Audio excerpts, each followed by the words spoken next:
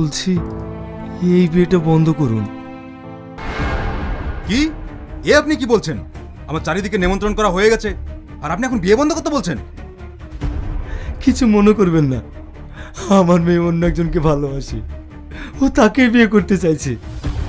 তাই আমি মামার মেয়েটা চোখের পানি সহ্য করতে পারলাম না। আমি আপনার কাছে অনুরোধ করছি, আপনি এই বিয়েটা বন্ধ করুন। আচ্ছা ঠিক আছে, বিয়ে আপনাকে দিতে হবে না, বসুন। শাহজাহান,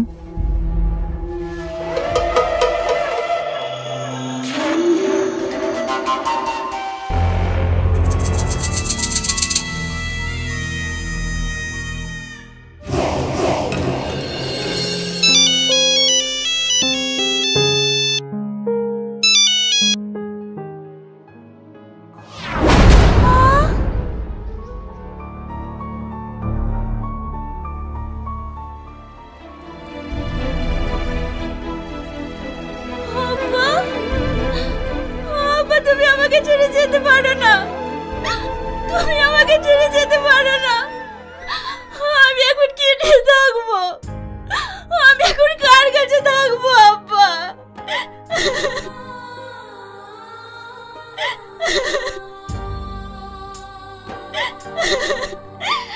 মায়ের মতো তুমিও আমার ছেড়ে চলে গেলে আব্বা। আমাকে তুমি কার কাছে রেখে গেলে আব্বা? আব্বা,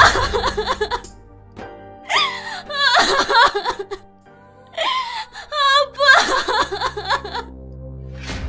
কাঁদিস নি মা, তোর এক বাপ চলে গেল তো কি হয়েছে, তোর আরেক বাপ বেঁচে আছে। আমি তোকে নিজের মেয়ের মতো করে রাখবো।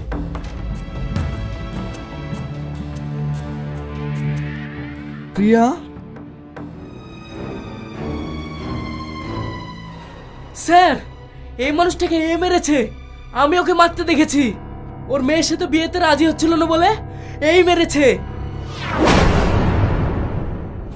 না না স্যার, আমি মারিনি। আমি কেন মারতে যাব?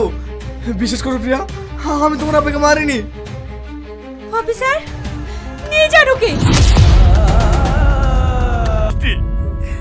দিনের পর দিন এত অপমান হও, এত অত্যাচার করে, তাও তুমি এখানে কিসের লেগে পড়ে থাকো? চলো, এবার তো তোমাকে থাকতে হবে না। আমি আর এবার কাজ করবো না। কি এসব আবল তাবল বকছি? ও কোথাও যাবে না, ও এই বাড়িতেই থাকবে। ভুলে যায় না, ও আমার স্ত্রী।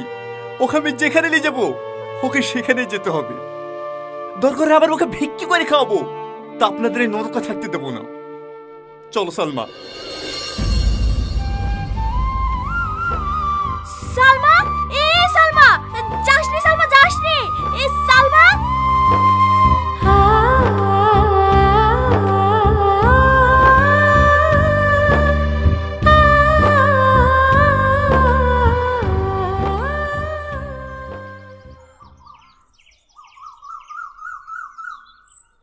এইভাবে রাগ করে চলে আসলা, এবার কি করবা? কি করবো আবার? মুনিশ কাটবে, নাহলে বিদেশ যাব। তাই বলে তোমাকে প্রতিদিন অপমান করবে, ও আমি সহ্য করতে পারবো না। আর তুমি বিদেশ চলে গেলে যে আমি থাকতে পারবো না। তাহলে গ্রামে মুনিশ কাটবো। থাক, তোমাকে মুনিশ কাটতে হবে না। এই লাও ধরো, এই দুটো বন্দুক দিয়ে তুমি যে কোনো একটা ব্যবসা শুরু করো গা। না না, এ বালা আমি নিতে পারবো না। এটা তো তোমার মায়ের শেষ স্মৃতি। যদি আমি বন্দুক দিয়ে ছাড়াতে না পারি। সে বিশ্বাস আমার আছে। আর যদি না পারো ছাড়াবা না। তুমি তো রান্না করতে ভালোই পারো, একটা খাবারের দোকান দাও গা। ঠিক আছে।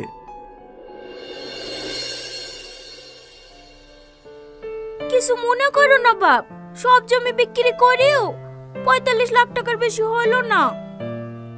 ঠিক আছে মা, ও কোনো ব্যাপার না, বাকিটা আমি ম্যানেজ করে নেব। হ্যাঁ ঠিক আছে বাপ।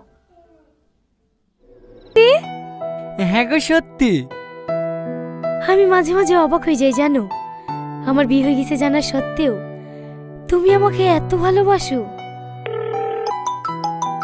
এই জানোয়ারটা এত খারাপ না, একবার ফোন কেটে দিলে যেন বুঝতে পারে না। আপনি যে ব্যক্তির সঙ্গে যোগাযোগ করার চেষ্টা করছেন তিনি এই সময় আপনার কলটি নিতে পারছেন না। লেবির কত করবি কর, কি করলা?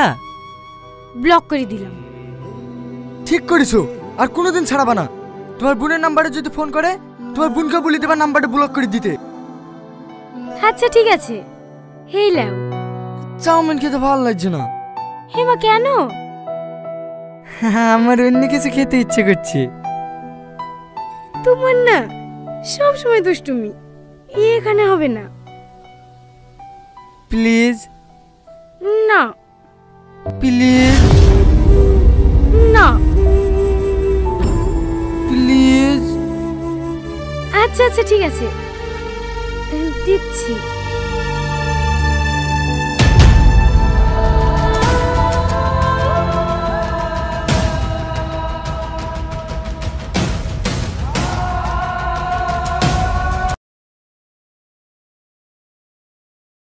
ইউটিউবে এত দূর আসার পেছনে একটি গল্প রয়েছে।